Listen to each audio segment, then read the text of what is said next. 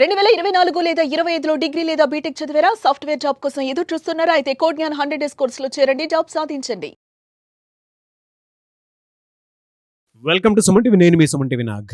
దేశద్రోహం కింద ఒక ఇన్ఫ్లుయెన్సర్‌ని పట్టుకోవటం జరిగిందనమాట. దీనికి సంబంధించినటువంటి పూర్తి కథనాలు ఏంటి? ఏం జరిగింది? అండ్ మన దేశంలోనే ఉంటూ ఇన్ఫర్మేషన్ లీక్ చేసేటువంటి విషయంలో కనుక మనం చూస్తే ఏం జరిగిందనేది ఈరోజు మనతో పాటు హైకోర్టు అడ్వకేట్ అలాగే రవీంద్రనాథ్ గారు ఉన్నారు. అది వారి మాటలు తెలుసుకుందాము. Hello sir. హాయ్ అండి నాగరాజ్ గారు. జ్యోతి మల్హోత్రా ఇవాళ సెన్సేషనే కాదు, చాలా మంది నెటిజన్స్ కూడా తిట్టిపోస్తున్నారు. ఏం జరిగింది అసలు? నాగరాజ్ గారు, పెహల్గాం దాడి సుమారుగా 28 మంది అమాయకులైనటువంటి వ్యక్తులు చనిపోవడం అందరం చూసాం. యావత్ భారతదేశం కూడా, యావత్ జాతి మొత్తం కూడా, జాతి మత కులాలకు అతీతంగా అందరం కూడా స్పందించాం. ఇటువంటి దారుణం జరగడం పట్ల అత్యంత విచారణ కూడా విలిపించాం. కానీ దాని తర్వాత పరిణామాలు యుద్ధానికి దారితీసాయి. భారత పాకిస్తాన్ మధ్య యుద్ధంగా దారితీసి అదంతా మనందరికీ తెలిసిన విషయమే. ఏ రకంగా యుద్ధం అయింది, ప్రపంచం అంతా కూడా, అమెరికా, రష్యా దేశాలు మనకి సపోర్ట్ చేయడం అంతా కూడా, యావత్ ప్రపంచం అంతా కూడా దీని మీద స్పందించి ఈ యుద్ధం నిజంగా జరిగితే యావత్ ప్రపంచ వినాశనానికి దారితీస్తుంది, ముఖ్యంగా అణ్వాయుధ దేశాలు కాబట్టి ఈ రకంగా చర్చించుకున్న తరుణంలో ఇంటి దొంగల్ని పట్టుకోవడం కూడా ఇంపార్టెంట్ అయిపోయింది నాగరాజ్ గారు. ఇంటి దొంగలు, ఎందుకంటే ఈ జ్యోతి మల్హోత్రా అన్నటువంటి ఎవరైతే ఈవిడ ఉన్నారో, ఈవిడ చేసినటువంటి దేశద్రోహం కేసు ఏదైతే ఉందో, దేశద్రోహం ఏదైతే ఉందో, అది నిజంగా వింటుంటేనే రోమాలు గగురుపడుస్తున్నాయి నాగరాజ్ గారు. ఇంత ద్రోహం మన ఇంటి పట్టు నుండి, మన దేశం నుండి, మన గాలి పిలుస్తూ, మన తిండి తింటూ కూడా, మన భారతదేశం తిన్న ఇంటి వాసాలు లెక్క పెట్టినట్టుగా మన దేశ పౌరుల్ని ఇంత హీనంగా ఆవిడ, అంటే గూఢచర్య అనమాట. అంటే ఆ దేశానికి గూఢచర్య అంటే ఎక్కడెక్కడ సైనిక స్థావరాలు ఆనవాళ్ళు ఉన్నాయి, ఎక్కడెక్కడ ఇటువంటి సైనిక దాన్ని ఏమంటారంటే ఆ బేస్మెంట్స్ ఎక్కడెక్కడ ఉన్నాయి, ఎంతమంది ఎక్కడ ఏ దీంట్లో ఉండాలని చెప్పి ఒక యూట్యూబ్ అంటే ఇదేంటి యాక్చువల్గా ట్రావెల్ విత్ జో అని ఒక యూట్యూబ్ ఛానల్ పేరు మీదుగా ఆవిడ భారతదేశం నుండి ఈ సైనిక స్థావరాలన్నీ కూడా తెలియకుండానే పాకిస్తాన్ యొక్క గూఢచర్యలకు అందజేసే పనిలో ఈవిడ గూఢచర్యం అనేది ఎప్పుడైతే మన వాళ్ళు రీసెంట్గా అరెస్ట్ చేశారో అప్పుడే వెలుగులోకి వచ్చిన విషయాలని కూడా. అసలు ఎవరు ఈవిడ? ఈ జ్యోతి మల్హోత్రా అనే వ్యక్తి హర్యానా రాష్ట్రం చెందిన వ్యక్తి. ఈవిడ హర్యానాలో ఉండి హిస్సార్ జిల్లాలో ఒక కామర్స్ స్టూడెంట్. ఈవిడ కామర్స్లో మాస్టర్ డిగ్రీ చేసి ఈవిడ యూట్యూబ్ ఛానల్ పెట్టుకోవడం జరిగింది.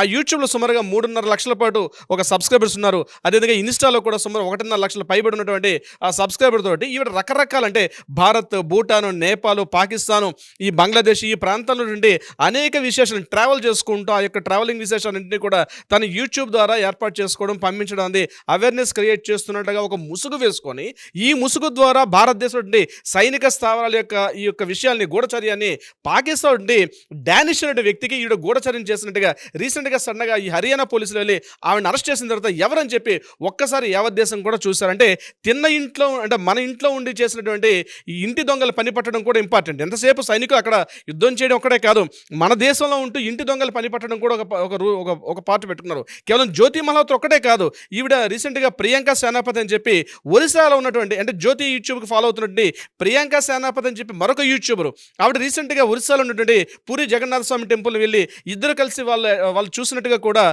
కొన్ని రకాలటువంటి మనకి ఇవి కూడా ఎవిడెన్స్లు కూడా దొరకడం జరిగింది. ఇక ప్రియాంక సేనాపతిని చూస్తుంటే ఒకరొకరు లోకల్ డాక్టర్ అని చెప్పేసి దీపాంశు సంగ్వాన్, ఆయన కూడా రీసెంట్గా దొరుకుతున్నాడు.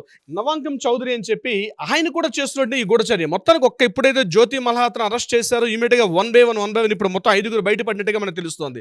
వీళ్ళందరూ రీసెంట్గా సరే ఇక్కడ ఏదో హర్యానా చేసుకున్నారు అనే విషయం కాకుండా మన హైదరాబాద్తో కూడా వీళ్ళకి సంబంధం ఉన్నట్టుగా రీసెంట్గా నేను వచ్చిన మరొక వార్త.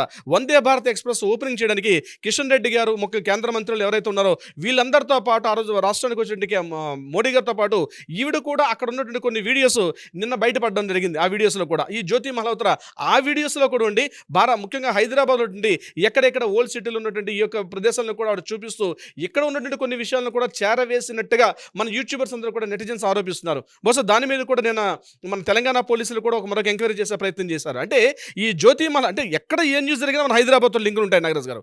ఎక్కడ భారతదేశంలో ఏ న్యూస్ జరిగినా, ఈవిందా పహల్గాంలో దాడిలో బాధితులు కూడా ఎవరంటే మన తెలుగు రాష్ట్రాల వాళ్ళే. అంటే ఏ యొక్క కారణం జరిగినా ఇక్కడ హైదరాబాద్తో లింకప్స్ వస్తున్నాయి.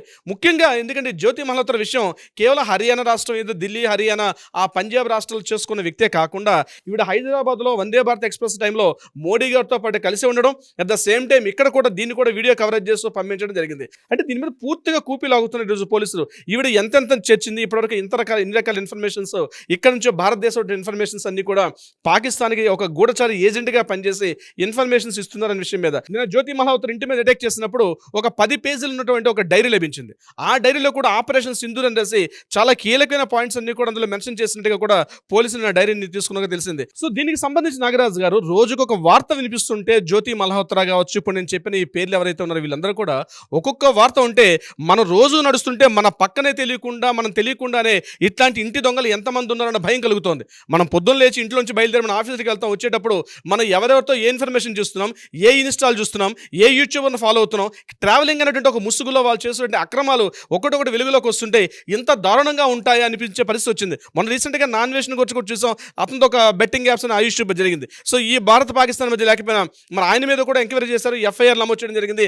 ఆయన మీద ఒక ఎంక్వైరీ నడుస్తుంది. ఈ జ్యోతి మల్హోత్రా యూట్యూబర్ రావడం వల్ల కేవలం ఇప్పుడు ఆ పేరు వచ్చిన తర్వాత ఇప్పుడు మనకు తెలిసినవి ఒక 5 పేర్లు బయటకు వచ్చాయి. అంటే మనకు తెలియకుండానే మన పక్కనే ఉంటూ మనతోనే నడుస్తూ మనతోటే మాట్లాడుతూ మన ఆఫీసులో కావచ్చు, మన పనిచేస్తున్నటువంటి ఫ్యాక్టరీస్ కావచ్చు, ఎక్కడైనా మనకు తెలియకుండానే ఆ ముసుగేసుకుంటే మేకవన్నీ పురులు ఎంతమంది ఉన్నారో తెలియట్లేదు నాగరాజు గారు.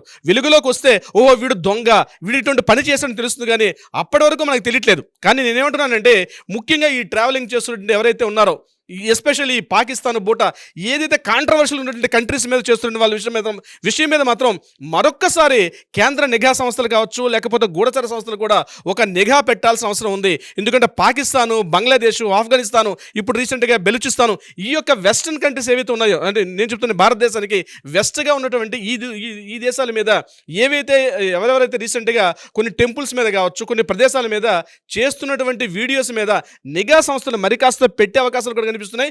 మన రాష్ట్రంలో కూడా చాలా మంది ఉన్నారు. ఈ నిఘా సంస్థల దర్యాప్తులో చాలా మంది హిట్ లిస్ట్ లో ఉన్నట్టుగా కూడా కనిపిస్తుంది. నాగరాజు గారు, దేశభక్తి అన్నది మాటల్లోనో, చేతల్లోనో, వాట్సాప్ డీపీల్లోనో, ఇన్స్టాల్లో పెట్టిన పోస్టుల్లో ఉండదండి.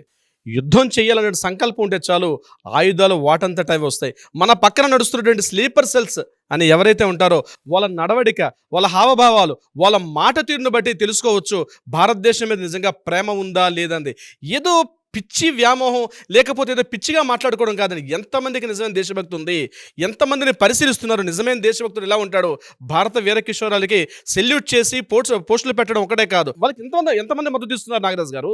మేము ఉన్నామన్న భరోసా ఈరోజు ఆ శత్రుస్థావరాల మీద దాడి చేస్తున్న వీర కిషోరాలకి మేము ఉన్నాం అన్నటువంటి ఒక మానసిక స్థైర్యాన్ని ఆర్థికంగా చేయలేకపోవచ్చు, ఇతరత్ర ఏం చేయకపోయినా మానసికంగా మేము ఉన్నటువంటి ఒక ధైర్యాన్ని మన కోసం ఎవరైతే రాత్రినగా పగలనగా కష్టపడుతున్న వీర కిషోరాలు ఎవరైతే ఉన్నారో మేము ఉన్నామన్న భరోసా మనం తెలియపరుస్తున్నామా? ఎవరైతే ఈ కుహానా, ఈ జ్యోతి మల్హోత్రా లాంటి వాళ్ళు ఎంతమంది ఉన్నారో తెలియదు, కొన్ని వేల మంది ఉంటారని నా అంచనా. ఎందుకంటే పోలీసులు ఎంక్వైరీ చేశారు కాబట్టి ఆమె పేరు వెలుగులోకి వచ్చింది. నేను చెప్తుంది ఏంటంటే ఇతరత్ర వేదికల ద్వారా ఎవరైతే ఈ యొక్క మాకు దేశభక్తి ఉందని ఎవరైతే చెప్పుకుంటున్నారో వాళ్ళ మీద కూడా నిఘా పెట్టాల్సిన అవసరం ఉంది. మేరా భారత మహాన్ అనేది మాటల్లో కాదు నాగరాజు గారు, చేతల్లో ఉందా, వాళ్ళు మాట్లాడుతున్నటువంటి ప్రవర్తనలో ఉందండి. ఆలోచించుకోవాల్సిన అవసరం ప్రతి ఒక్కరికి ఉంది నాగరాజు గారు. సుమన్ టీవీలో మీ పర్సనల్ అండ్ బిజినెస్ ప్రమోషన్స్ కోసం కింది నెంబర్కి కాంటాక్ట్ చేయండి.